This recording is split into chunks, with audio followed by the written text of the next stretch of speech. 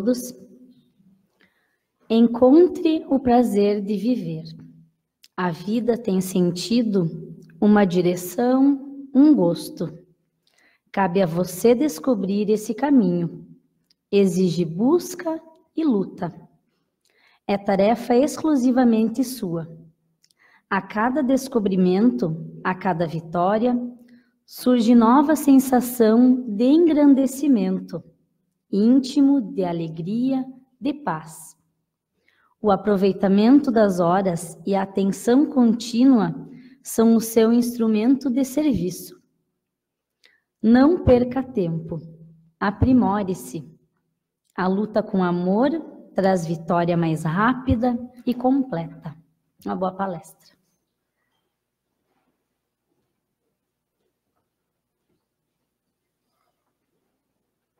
Boa noite a todos.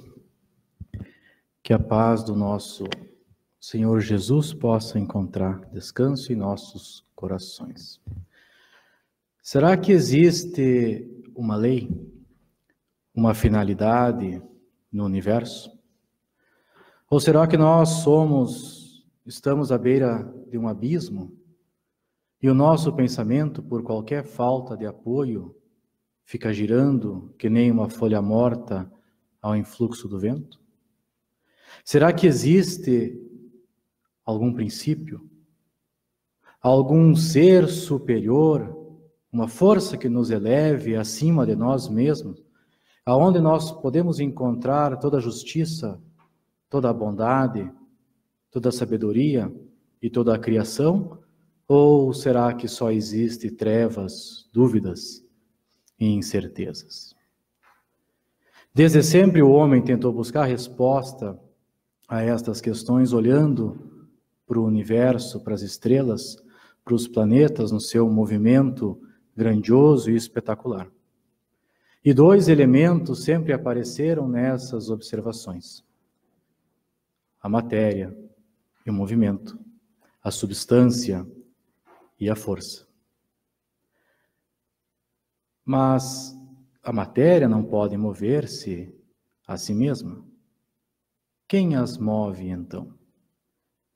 Esse movimento e essa força o homem encontra dentro de si mesmo. E ainda um terceiro elemento que o homem usa para observar todos esses fenômenos, que é a inteligência.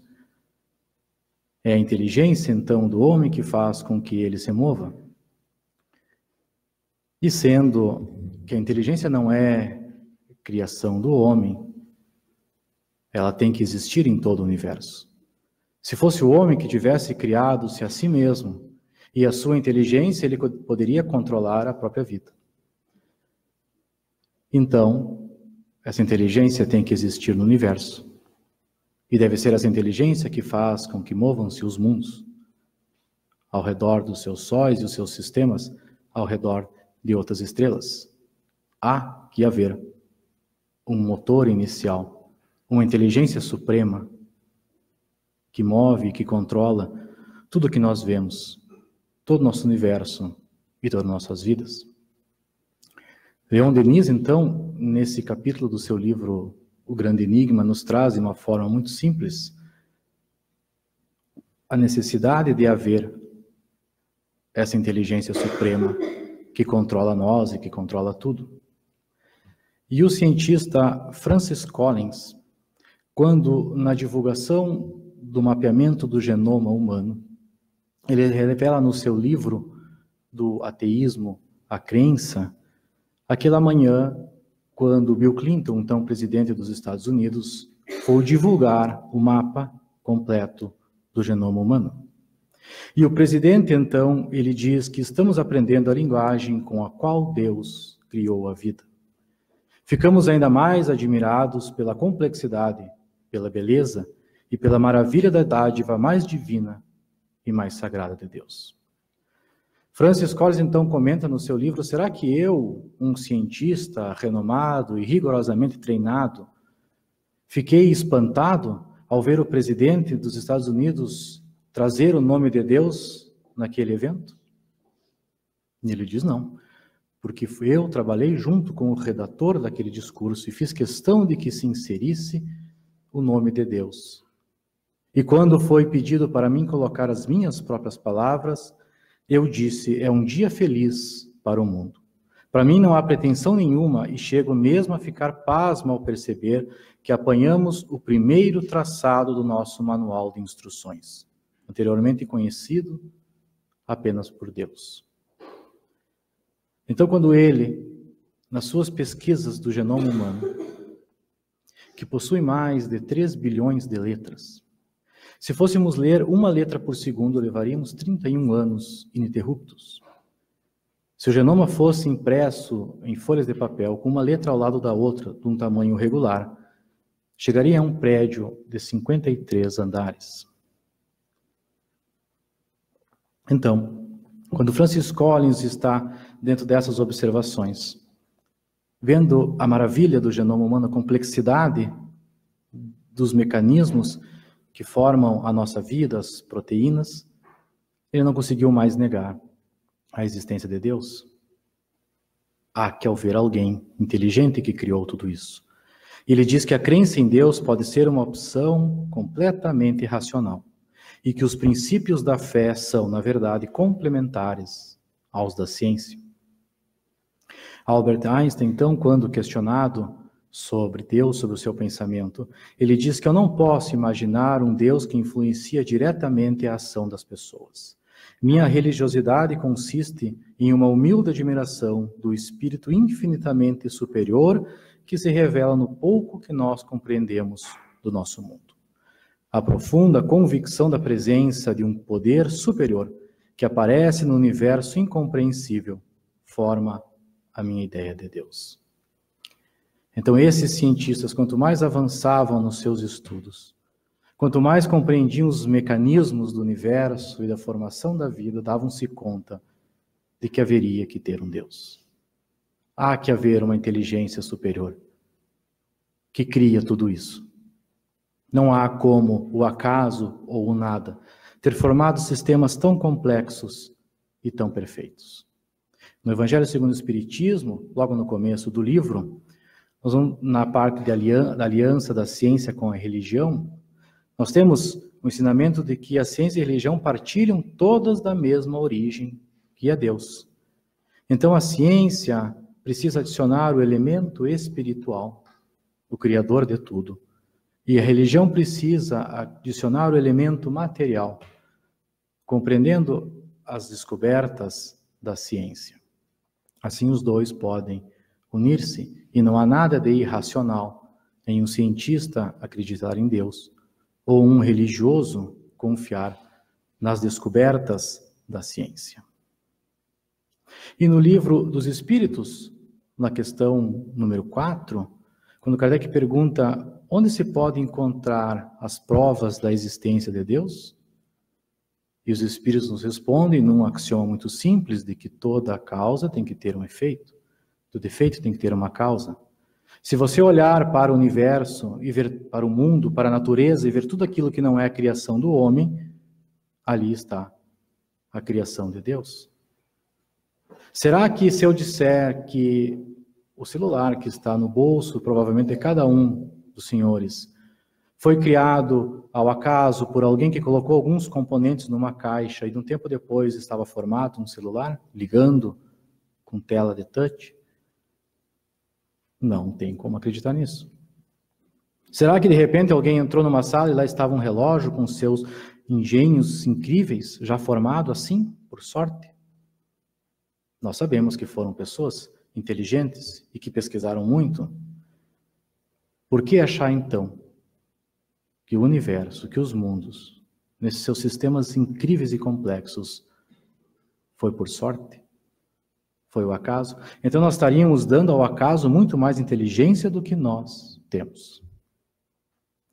É uma questão simples de raciocínio que todos nós podemos fazer.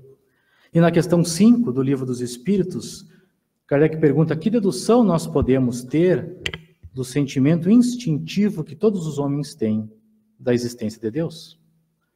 E a resposta é de que Deus existe. De onde viria então esse sentimento se não tivesse uma base, e ainda assim, é aquele mesmo princípio, não é efeito sem causa.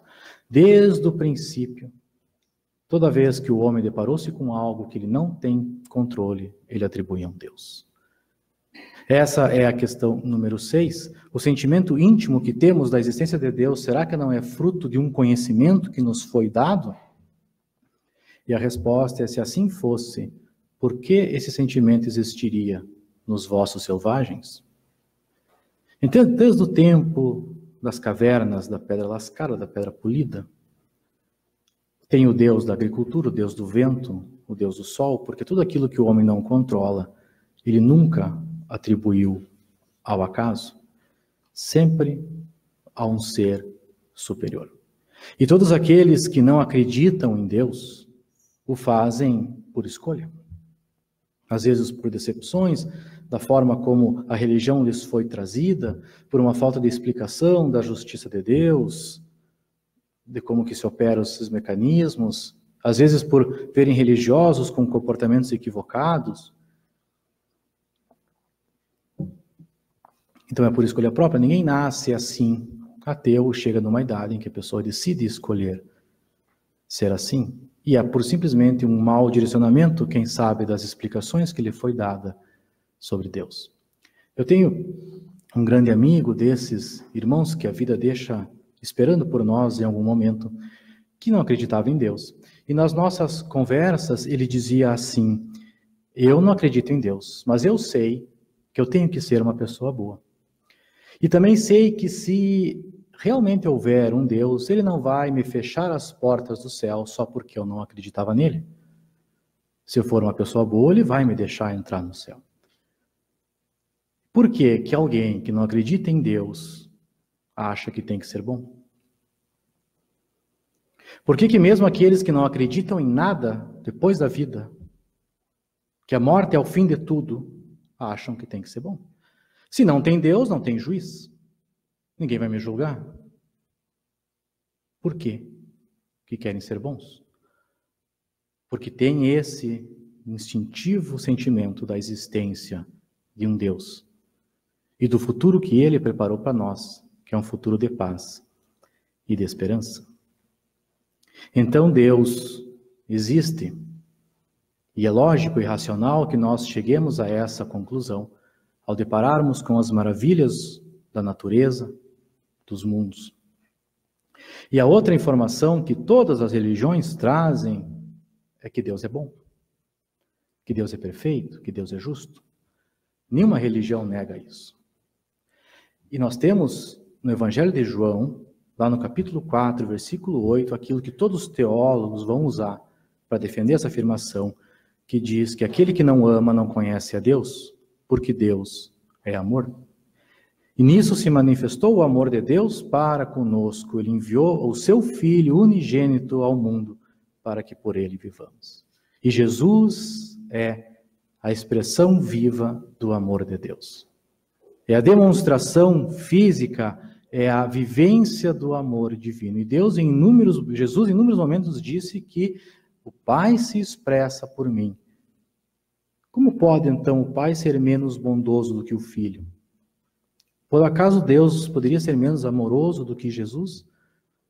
Sendo Ele o ser mais amoroso e mais perfeito que esteve aqui conosco?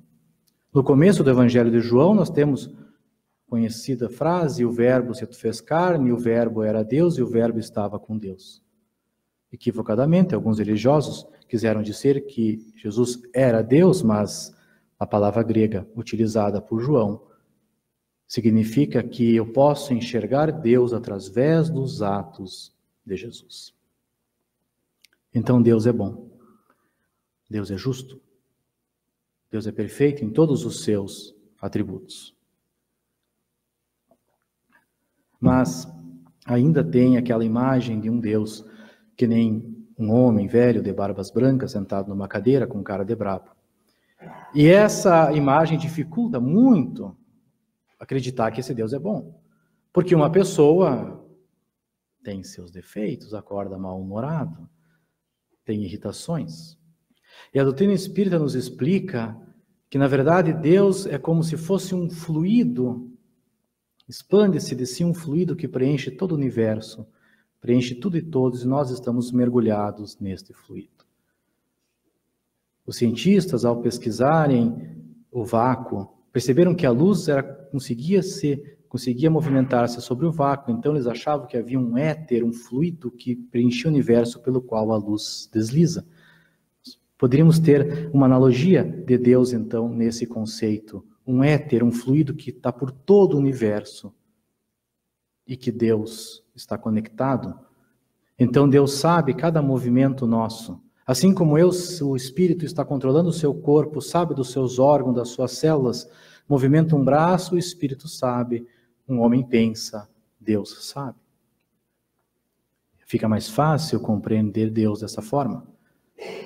No livro dos Espíritos, no livro dos Médiuns, nós temos a forma de como é que o Espírito tem as suas sensações livre do corpo através da expansão do seu perispírito. Quanto mais evoluído, mais expande o seu corpo espiritual e aquilo que ele encosta, ele sente. Poderíamos imaginar Deus um perispírito que envolve todo o universo. E é por isso que ele sabe de tudo. E é por isso que nada acontece sem a sua permissão. E existe um fato que mostra isso, mostra essa bondade de Deus, esse cuidado de Deus com todos nós, que foi algo ocorrido na cidade de Beatriz, em Nebraska, em 1950, numa quarta-feira, 1º de março. Era o dia do ensaio de um coral de uma igreja batista. O coral iniciava-se às 7h30, e era costume de todos os 15 membros desse coral chegarem cedo, 7h15, 7h20, todos já estavam lá, todas as quartas. A madre não gostava que se atrasassem. Então, às 7h30, iniciava-se o ensaio com todos prontos. Nesta quarta-feira, 1º de março, às 7h27, a igreja explode. Uma explosão tão forte que as paredes laterais foram arremessadas para o lado e o teto desabou em cima da igreja. Mas nenhum dos 15 estavam dentro da igreja. Todos se atrasaram. Algo que nunca acontecia. E se atrasaram por motivos corriqueiros. O pastor, quando foi sair de casa, às 7h10, viu que o vestido da filha que ia com ele estava manchado de comida e esperou a esposa passar um outro vestido. Uma aluna do 2º grau estava envolvida com um projeto, com um tema de geometria e quis terminar aquele problema.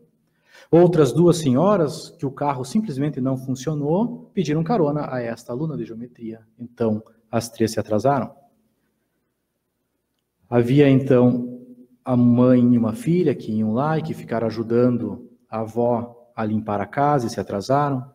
Um outro homem que ficou escrevendo uma carta importante para a empresa e perdeu o tempo. Uma senhora que estava simplesmente preguiçosa porque era uma noite fria e ficou esperando até o último minuto para sair de casa. Um homem que ficou cuidando dos filhos e perdeu o horário do tempo. Uma outra moça do 2º grau que cochilou depois do jantar e a mãe simplesmente não conseguia acordar e as 2 se atrasaram. Uma estudante que ficou escutando um programa de rádio que ela sempre parava de assistir, de escutar, resolveu então terminar naquele dia o programa de rádio e atrasou a amiga que sempre ia com ela. Situações assim que causou esses atrasos. E todas as reportagens que nós fomos ler sobre este assunto falam, foi um ato de Deus. Como Deus nos protege, como Deus cuida de nós. Porque é algo que não acontece, a chance de uma pessoa atrasar-se para um compromisso é de 1 em 4. Para 15 passa de 1 em 1 milhão. Então Deus realmente nos ama e cuida de nós. Mas se tivesse desencarnado alguém nessa explosão, e se tivesse alguma das adolescentes dentro da igreja, será que ainda diríamos que Deus cuida de nós? Que Deus nos protege? Que foi a mão de Deus que protegeu a todos? Ou haveria revolta?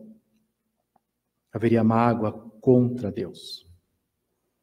Nós vemos, é o que normalmente acontece, Deus esqueceu de mim. Por que Deus não cuidou dela? Ela era boa, ela ia na igreja. Em Portugal, em 1715, teve um terremoto e destruiu a igreja com uns 200 fiéis dentro. Será que aqueles fiéis não eram tão bons e Deus não os poupou?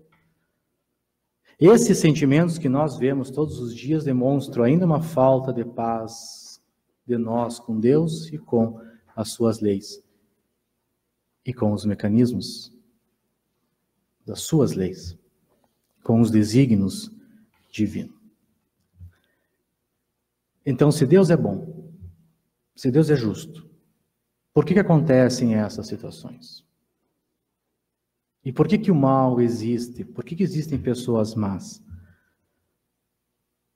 Por que o mundo está repleto dessas situações que nos trazem revolta e nos trazem mágoa?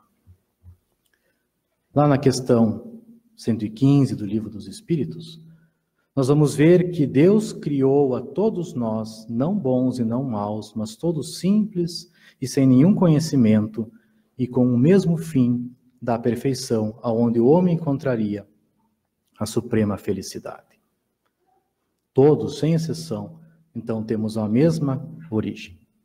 Na questão 121, então, por que alguns espíritos escolhem o caminho do mal e outros o do bem? E a resposta é: não têm eles o livre-arbítrio? Deus não os criou mal, os criou simples e ignorantes, isto é, tendo aptidão tanto para o bem quanto para o mal. Os que são maus são assim por vontade própria. E parece que ainda não contente, Kardec perguntou: por que Deus ha permitido que os espíritos possam tomar o caminho do mal? Como ousais pedir a Deus conta dos seus atos? Pode, por acaso, penetrar-lhe os desígnios? Todavia, tu podes saber de uma coisa: a sabedoria de Deus está na liberdade de escolher que Ele deixa a cada um, assim cada um tem o mérito das suas obras. Então é nós mesmos que fizemos o nosso destino, que escolhemos as nossas ações, e o mal não resulta de Deus, mas resulta do homem livre para agir, que o livre-arbítrio é uma lei da natureza. E Deus não vai derrogar as suas próprias leis. Então o homem é que escolhe o seu caminho, ele que constrói e destrói o seu destino através das suas próprias ações, das suas próprias atitudes. E na questão 963, então, Kardec pergunta: será que com Deus se ocupa com cada um de nós? Será que Ele não é muito grande e nós muito pequenos? E os Espíritos respondem que não, que Deus se ocupa, que Deus se preocupa com cada um de nós. Ele cuida, Ele quer o nosso bem. E na 964, logo depois: será que Deus atenta para os nossos atos para nos recompensar ou para nos punir? Esses atos não são, na sua maioria das vezes, insignificantes para Deus? E os Espíritos nos respondem que Deus tem as suas leis que controlam as nossas ações. Se nós violamos essas leis, a culpa é nossa. Então, quando o homem comete um excesso qualquer, Deus não profere a ele um julgamento, dizendo, por exemplo: fosse guloso, agora eu vou te punir. O que Deus fez foi traçar um limite. E no momento em que eu excedo esses limites, eu tenho que arcar com as consequências. Então, a punição, que nós podemos dizer, vem da infração dessas leis de Deus. As enfermidades e às vezes a morte provém das consequências destes excessos. E os Espíritos nos trazem então um exemplo: um pai dá para o filho um campo, as instruções necessárias, o conhecimento e as ferramentas, e diz: aqui está tudo que você precisa para cultivar este campo. Se você seguir as regras, seguir e usar as ferramentas de forma correta, como eu expliquei, você conseguirá fazer com que esse campo seja fértil e terá o sustento da tua vida. Agora, se você não trabalhar, não produzirá nada e morrerá de fome. Então é óbvio que o cultivo daquele campo virá da ação ou da negligência do filho.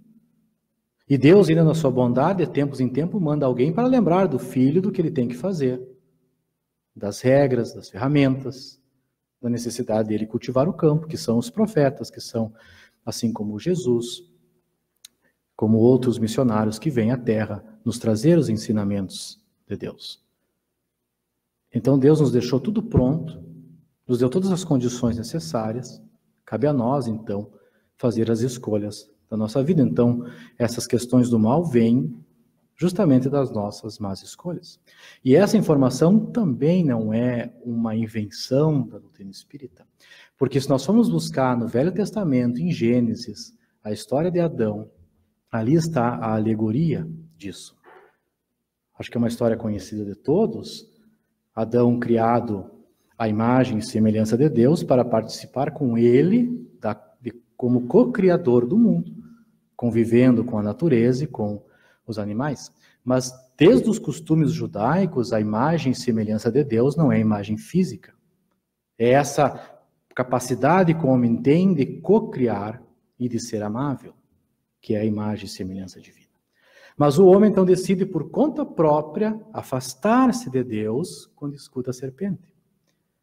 Então ele decide não ser mais imagem e semelhança de Deus, sai de perto, e aí vem a consequência. E isto, na verdade, são aquelas tradições que o povo contava e que chegaram até Moisés e ele escreveu na Gênesis. E Emmanuel, no seu livro A Caminho da Luz, explica que essas tradições vêm daqueles espíritos do sistema de Capela, há muito tempo, quando a Terra estava na época da Pedra Lascada. No sistema de Capela, a constelação do Cocheiro, havia um planeta que estava passando por um período de transição de um planeta de expiação para a regeneração, tal qual nós estamos hoje. E aqueles espíritos que não queriam modificar-se, enraizados no mal, iriam atrapalhar esse novo processo evolutivo, então eles foram exilados daquele planeta. Jesus, no seu amor, os recebe e eles reencarnam na Terra. Nós sabemos, a gente esquece da vida passada, quando reencarnamos, mas ficou naqueles espíritos aquela sensação, aquela emoção do paraíso perdido. Porque imagina se um de nós, vivendo na Terra, com todas as dificuldades, de repente reencarna num planeta que está no tempo das cavernas, nós vamos achar que fomos expulsos do paraíso. A Terra vai ser um paraíso. Então essas tradições que o homem veio, porque aqueles que vieram para cá foram aqueles que justamente afastaram-se da lei de Deus. A lei de amor, de equilíbrio, de justiça. Então, dentro da sua ideia, foram punidos por Deus, sendo expulso do paraíso. E Haroldo Dutra Dias, na sua obra Estudando a Gênese à Luz da Doutrina Espírita, nos traz então uma comparação do povo judeu com a nossa vida, que nesse momento então que Adão não consegue ser a imagem e semelhança de Deus, Deus coloca a sua confiança, digamos assim, em Abraão e nos seus descendentes. Abraão e Sara, já idosos, têm vários filhos. Mas Abraão também não consegue ser imagem e semelhança de Deus. Então o que ocorre com o povo? O povo fica em exílio. Fica errante, fica vagando sem ter um lugar próprio. E o que acontece com alguém assim? Está no nosso hino, aquele que não tem virtude acaba por se tornar escravo. Então, os judeus são escravizados pelos egípcios. E depois da escravidão, vem o êxodo, que é a libertação da escravidão. E a libertação nossa vai ocorrer com Jesus, que veio para libertar o povo judeu, veio para libertar todos nós da escravidão que nós mesmos nos colocamos por não querermos seguir as leis de Deus, leis tão simples de amor ao próximo como a si mesmo.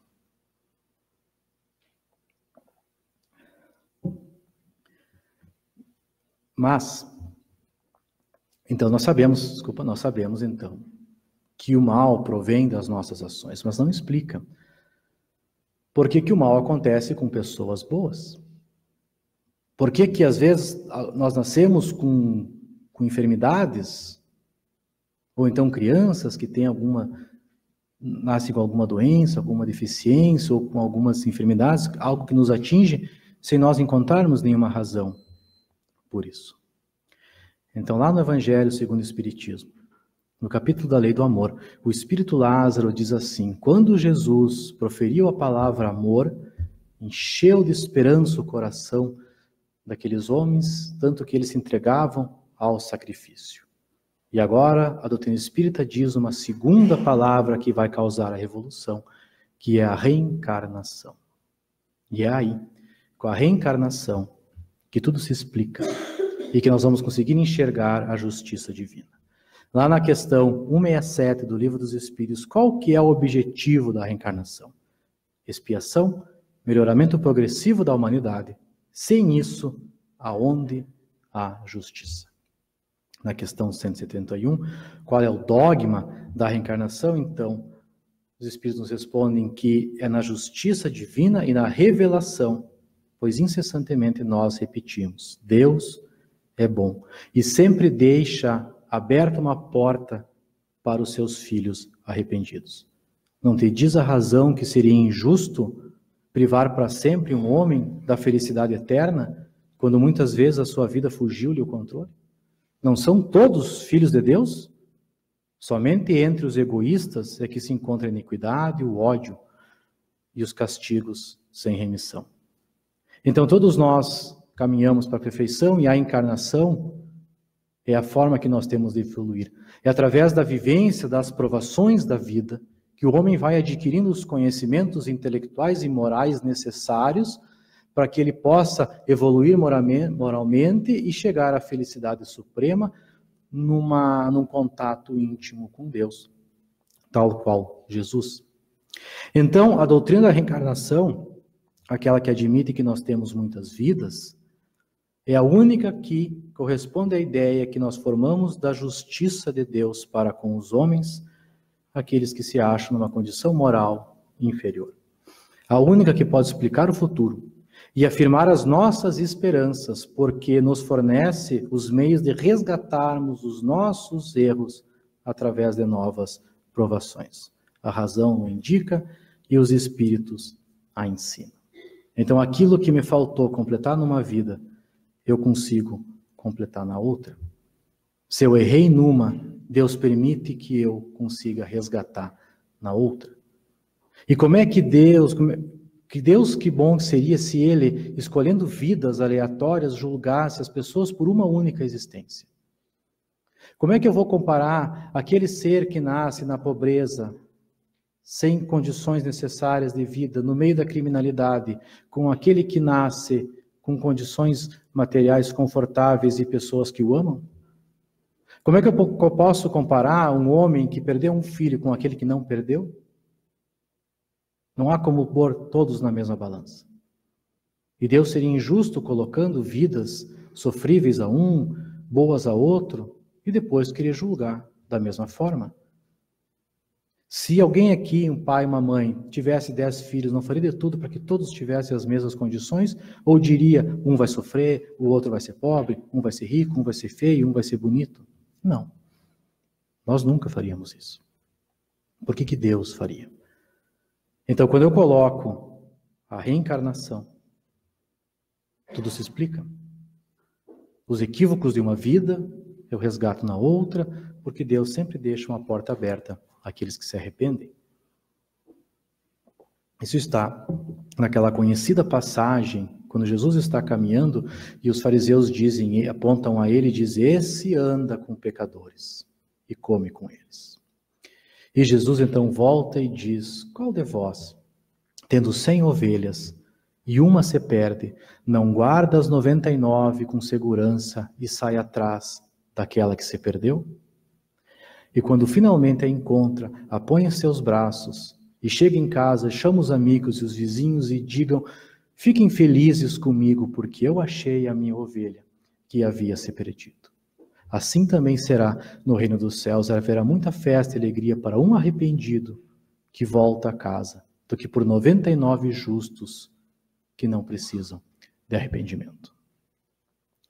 O Cristo veio para nós, por nós, para aqueles que andam perdidos. E nós não precisamos pensar que o que anda perdido é o que está na droga, no vício, no crime. Mas se a minha vida não há um significado moral, se eu vivo que nem aquela folha ao vento, girando sem sentido, Eu não estou no caminho correto que vai me levar à felicidade. Eu estou desperdiçando a encarnação, estou deixando o campo sem cultivar, com as ferramentas guardadas dentro do galpão. E quando chegar ao fim da vida, eu vou olhar. E o que eu fiz? Então, o que Jesus veio fazer e o que Deus quer é que nós compreendamos essa realidade da nossa vida e passamos a ir pouco a pouco adquirindo esses conhecimentos e trabalhando por nós mesmos, a fim de caminharmos então nessa trilha do equilíbrio, do amor, da justiça. Então agora, com esses 4 elementos, nós conseguimos compreender a justiça divina. Deus existe, nos ama, mas nós temos o nosso livre-arbítrio e é com a reencarnação que a justiça de Deus se explica. E é tão simples. Um simples fator, a reencarnação, é que nós vamos compreender essa justiça. Então, em todas as situações da minha vida, aquelas que me desagradam, e eu não entendo por quê, porque acontece isso, ou se eu leio uma notícia e fico pensando, como é que pode algo assim com uma pessoa tão boa? Eu posso sempre partir de um parâmetro: Deus é bom e justo. Iniciamos por aí. Não é culpa de Deus, Deus não esqueceu de ninguém. E o ser, ele é que faz o seu destino, ele é que constrói a sua vida. Então, na verdade, aquela situação é uma oportunidade que Deus nos dá de nos resgatarmos e ficarmos em paz com a própria consciência. Tem uma palestra da Sandra Borba, nesse Congresso Espírito Paraná, que ela fala a reencarnação como um processo pedagógico. Compreender que a reencarnação ela é uma oportunidade de aprendizado, de crescimento. E quando eu começar a compreender isso, eu vou sair dessa revolta com Deus, dessa mágoa, e começar a agradecer a Ele por essas oportunidades que a vida nos dá. Porque como diz Tiago na sua carta, no primeiro capítulo, a ira do homem não produz a justiça divina. Porque aquele fato que te irritou é a justiça divina atuando, tentando ver que você aprenda, que o indivíduo entenda e tire um ensinamento daquilo ali. Mas se eu me irrito, se eu reclamo, se eu me revolto, eu perco a oportunidade gloriosa de aprendizado. Se eu me revolto, aquela lição foi por água abaixo. Eu perdi. Se eu me magoo, eu estou adicionando um mal em cima do mal já existente. E aquilo que Deus queria, que era que eu aprendesse, que eu resgatasse, eu posso estar piorando ainda mais a minha situação, adquirindo mais ônus, adquirindo mais compromissos para o futuro. Nós temos ainda hoje espíritos revoltados com o que aconteceu nas cruzadas, na Inquisição, onde sofreram, mas era a oportunidade deles de resgate dos equívocos do passado e de se agarrar na confiança em Deus, mas não, revoltaram-se. Revoltaram-se com Deus, com Jesus, e aí vão séculos e séculos perdidos. De mágoa, de revolta, adquirindo cada vez mais compromissos. Raul Teixeira conta uma história, nós já contamos há um tempo atrás, mas vale a pena trazer de novo. Quando ele, o palestrante Raul Teixeira, ele é professor de física, e reunido na sala dos professores com os seus colegas, funcionários públicos, falando dos baixos salários que eles recebiam. Então estavam falando mal do governo. E Raul, quando pela sua característica, falava de babar pelos cantos da boca. E falava e discursava. E os colegas o apoiavam. Isso aí, Raul, tá certo. E nisso Raul vê, entrando na sala, o seu benfeitor espiritual. A mediunidade de Raul Teixeira permite essas situações, como a Divaldo Franco, como a Chico Xavier, enxerga os espíritos desencarnados como nós nos enxergamos. Então aquele espírito vem, o Camilo vem caminhando com um ar de piedade, e Raul vai se acalmando, vai entendendo que tem uma coisa errada. E ele vai diminuindo a voz, e os seus colegas, vamos lá, Raul, fala mais. Não, eu vou pensar mais um pouco, eu vou me acalmar. E aí o Camilo chega perto e diz assim, meu filho, por que tu fala tanto? E aí naquele diálogo mental, Raul comenta, mas olha o nosso salário, quanto a gente ganha. E tudo que nós temos que passar por isso. E aí Camilo diz, mas está tudo certo? Vocês pediram para estar nessa situação. Porque em outras vidas, fingiam que trabalhavam. e ganharam bastante dinheiro, enganando muitas pessoas. Agora nessa, tem que fazer o que faltou nas outras, que é trabalhar. E ainda pela bondade de Deus ganham uma ajuda de custo, que o governo chama de salário. Então o problema é a hora da volta. O problema é o resgate. Na hora de aprontar, de enganar, está tudo bem. Mas na hora de devolver, aí é o problema. E não quer dizer não lutar pelos seus direitos. Mas eu estava revoltado. Ele estava indignado, estava criando uma rebelião ali com os seus colegas. Isso é que é errado. Mas está tudo certo. A justiça de Deus está acontecendo.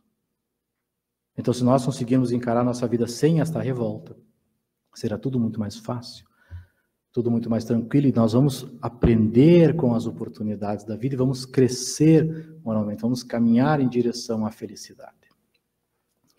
E essa caminhada em direção à felicidade está dentro de nós, porque conforme diz na questão 621 do Livro dos Espíritos, aonde está a lei de Deus?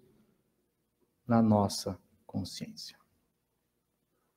Então, todos nós temos dentro de nós as leis divinas que vão nos impulsionar para o amor, que vão nos impulsionar para o bem. E a prova disso é o arrependimento. É a consciência culpada. Como nós dizemos, por que um ateu acha que tem que ser bom? Por que alguém que não acredita em nada se arrepende do que fez? Porque as leis de Deus estão dentro dele e são leis de amor. E no momento em que esse ser extrapolou os limites da lei de amor e de caridade, a consciência o acusa, dizendo, aí está um erro. Nós precisamos reparar isso. E aquilo que Jesus fala, reconcilia-te o mais depressa possível com o teu adversário, para que não sejas posto em prisão, visto que de lá só sairá. Para que não te entregue ao juízo, o juiz não te entregue ao guarda e que não seja posto em prisão, visto que de lá só sairá após ter pago o último ceitil. E inúmeras vezes, o nosso adversário somos nós mesmos, e o juiz é a consciência, e é o juiz mais implacável que nós vamos encontrar, porque ele não vai descansar até nós termos resgatado tudo aquilo que nós devíamos, para ficar em paz com nós mesmos.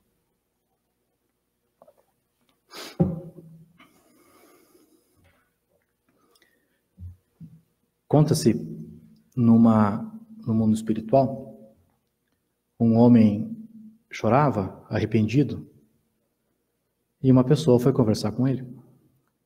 Porque no mundo espiritual nós temos as vivências que nós temos aqui. E ele disse para essa pessoa, ele pergunta assim, esse homem, Deus perdoa? E a pessoa diz que sim. E o Filho e o Espírito Santo também perdoam? Sim, perdoam. Então por que eu não consigo me perdoar?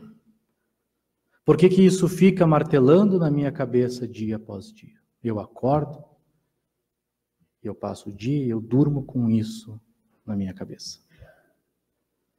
E aí ele conta. Ele era um proprietário de terras, tinha alguns funcionários negros, mas ele diz assim, eu nunca deixei faltar nada para eles, dava comida, dava remédio, tinham casa, mas eu confesso que eu tratava melhor os meus cachorros do que eu tratava eles, porque aos meus cachorros eu dava amor e carinho. E às vezes nós tínhamos que ir no mato para abrir, para limpar, para plantar mais, e era longe, passávamos o dia, e então os funcionários levavam as suas famílias, porque tinha coisas para as mulheres fazerem. E iam as mulheres e iam os filhos. E estávamos cortando uma árvore e o tronco caiu. E eu disse para aquele menino se mexer e ele não se mexeu. E o tronco atingiu. E ele morreu. E ele diz, eu xinguei aquele menino. Por que ele não havia se mexido? E não me importei com os seus pais, mas só com um dia de trabalho perdido. E isso não é coisa que um cristão faz. E aí ele carregava essa mágoa, dessa secura dele durante anos e anos. E então a pessoa que estava conversando com ele diz, você tem que aprender a se perdoar, porque não foi culpa sua.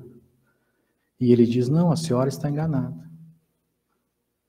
Porque Deus não me perdoou e Deus castigou, porque depois eu ganhei dinheiro, comprei um trator, e o trator virou por cima do meu filho. Então Deus me castigou. E a pessoa que está conversando diz de forma nenhuma. O que aconteceu com teu filho era a relação a ele, era o destino dele, não tem a ver com a outra história. Mas vejamos como é a consciência arrependida. Busca algo para aliviar-se. Então, cria-se um castigo, um fato qualquer, e ele utiliza isso como um castigo divino para ver se ele se alivia. Porque ele podia ter sido o mais amoroso possível que fosse com os seus funcionários, não iria evitar o que aconteceu com o seu filho, porque não é assim que a justiça de Deus opera. Mas a prova que as leis deles estão na nossa consciência é esse arrependimento durante anos que ele não conseguia aliviar-se, criando assim castigos para ver se ele conseguia encontrar a paz.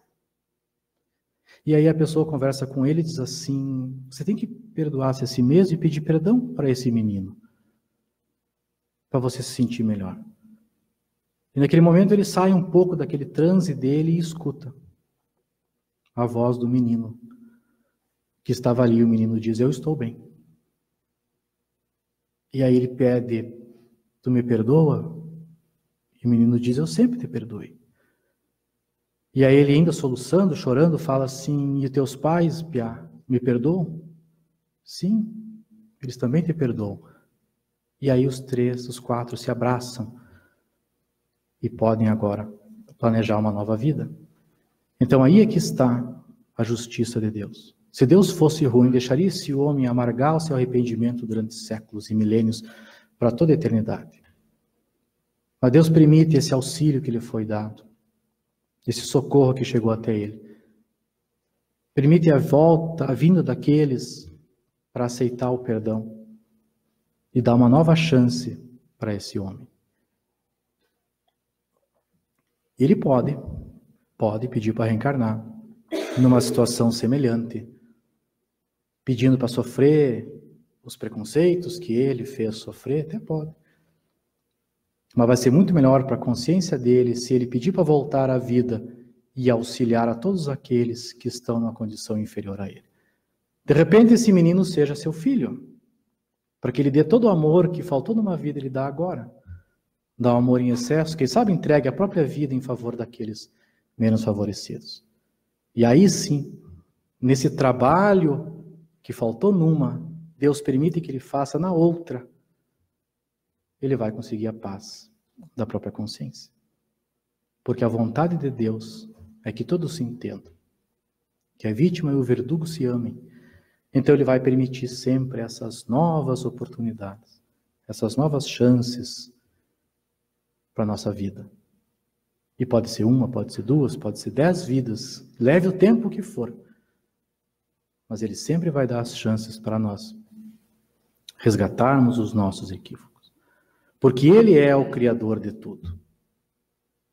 Ele nos fez toda a natureza, ele nos conhece, ele sabe daquilo que nós somos capazes, sabe do nosso passado, sabe do nosso futuro.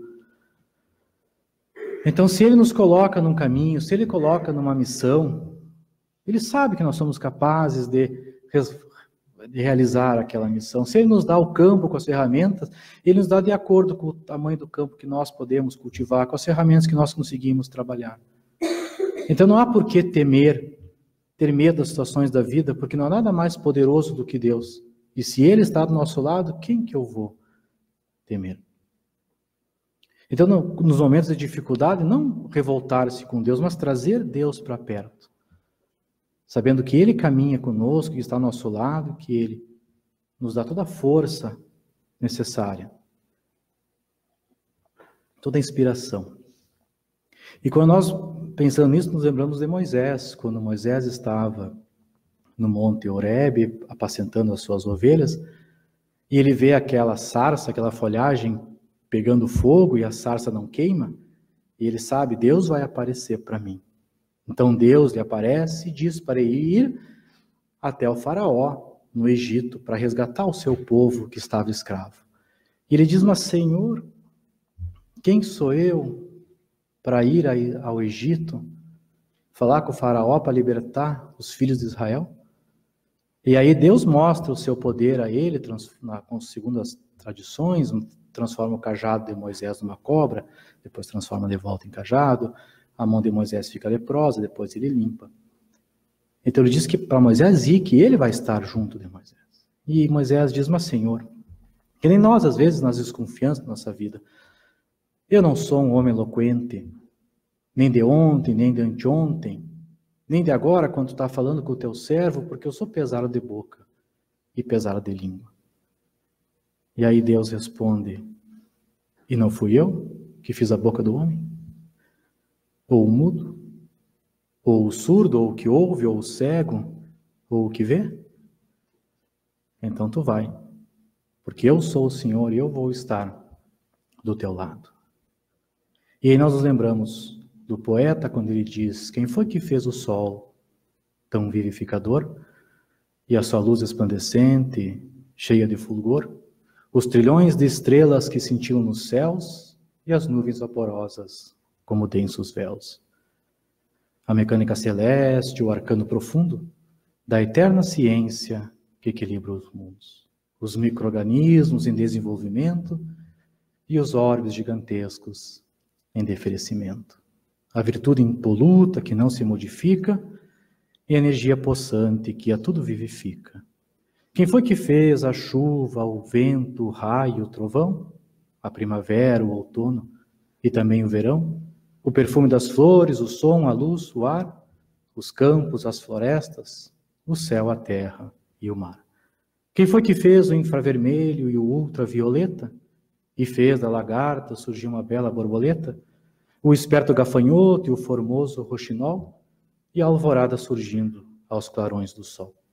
Quem foi que fez as feras brabas e os tenros passarinhos, a asa de um inseto, a beleza de um ninho? Deu a agilidade incrível à pulga saltitante e fez o passo lerdo, tardo do elefante. Quem foi que fez o colibri com linda sutileza, sugando o mel das flores com tal delicadeza? O tatu escavando a cova onde se abriga e a fã inesgotável da minúscula formiga. Quem foi que fez a ostra, o golfinho, o tubarão e a baleia? E a engenhosa aranha tecendo a sua teia?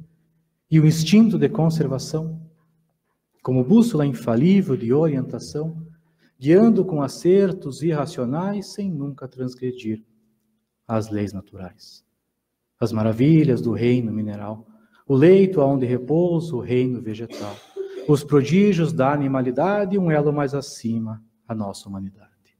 E tantos outros reinos que nós não conhecemos, sistemas de mundo que nós nem apercebemos, e os gênios tutelares arquiangelicais, imersos nos segredos dos planos siderais.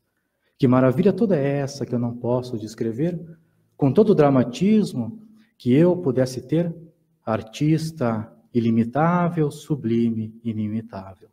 Me ponho de joelhos e contemplo abismado.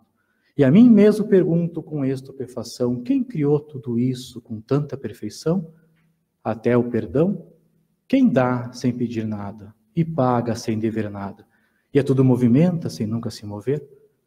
Formando e transformando, criando e dirigindo, governando e agindo, quem tem tamanho poder? Eu pergunto a outras vozes, quem pode me dizer? E eu vos peço, meus amigos, irmãos meus. E as vozes me respondem, foi Deus, foi Deus, foi Deus. Muito obrigado pela atenção, pela paciência de todos. Nós podemos então nos preparar para o nosso momento do passe espiritual.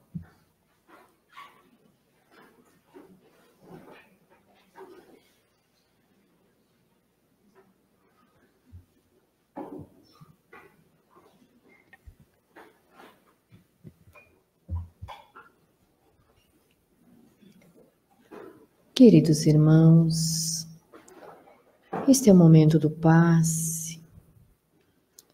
O passe se divide em 2 momentos. No primeiro momento, é onde recebemos energias para nós. E o segundo momento é onde exercitamos a caridade e doamos das nossas melhores energias.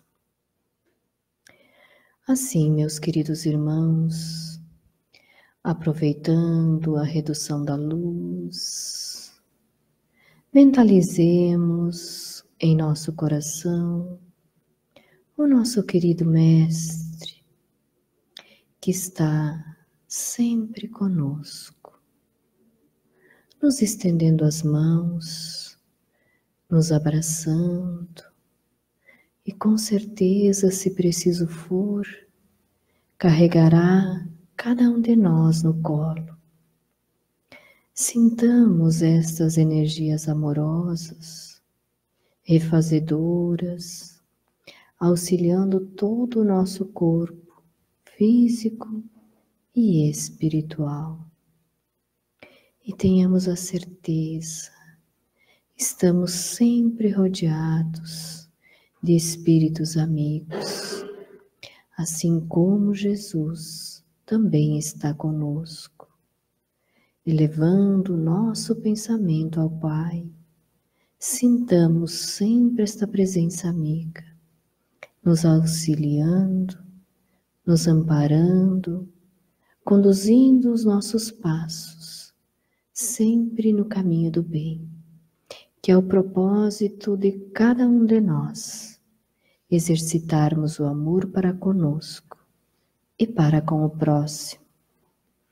Fiquemos assim, com essas energias refazedoras, esperando o segundo momento do passe.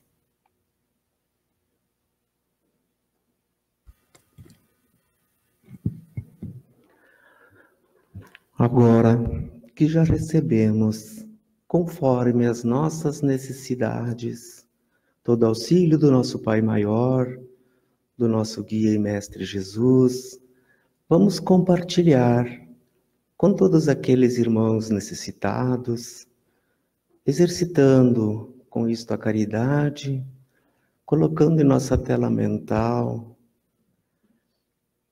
os nossos familiares, aos nossos amigos, aos nossos colegas de trabalho, com as nossas energias salutares, vamos auxiliar a todos aqueles irmãos que passam pelas enfermidades nos hospitais, possam se restabelecer o seu corpo físico, aos nossos irmãos que perambulam nestas noites frias pelas ruas, sem um lar, sem um abrigo, que possam também ser auxiliados, aos nossos irmãos que vivem no mundo do crime, dos vícios, da dependência química, da bebida, do fumo, que possam se restabelecer, se regenerar e retornar ao convívio da sociedade e de seus familiares. A todos os nossos irmãos que estão pelos ares, pelos mares, pelas rodovias, que possam receber o amparo do nosso Pai Maior. Também vamos direcionar em especial neste momento a todos aqueles nossos irmãos, familiares e amigos que não mais aqui se encontram neste corpo físico, que já retornaram à espiritualidade, que possamos através do nosso pensamento envolver a cada um com amor, com paz, que possam seguir as suas jornadas. Que haja paz no mundo, mais compreensão entre os povos, mais solidariedade, mais carinho e respeito. Agradecemos também por este momento especial desta exposição e que ele possa receber todas as bênçãos, as luzes, que envolvam a ele e seus familiares, o nosso expositor Pablo, na noite de hoje. E que possamos, ao regressar aos nossos lares, continuar levando o aprendizado de hoje e colocar em prática no nosso dia a dia, lembrando-nos do auxílio, depositando a fé no nosso guia e mestre, Jesus. Que assim seja.